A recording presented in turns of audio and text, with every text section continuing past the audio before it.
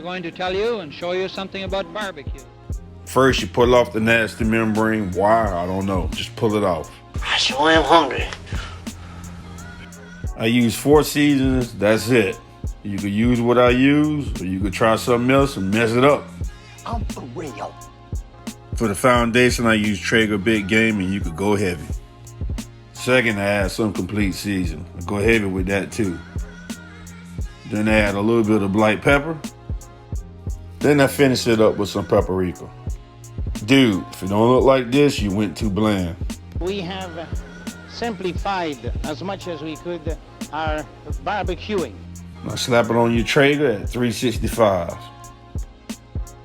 1 hour later. Spray it good with some apple juice. You can mix some vinegar with it. Oh yeah. Around 160 or so, take it off and wrap it.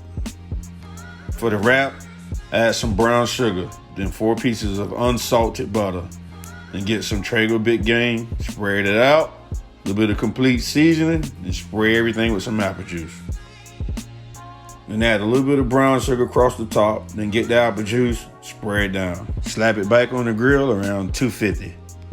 Later. Pull it off when the temperature hit around 200.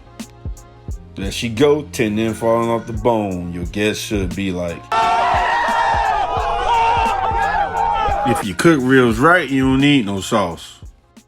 Before you insult the cook, I suggest taking that rib and dip it in the juice that's left over.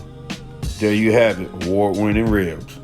It took a degree of learning, but our barbecue is done to a turn.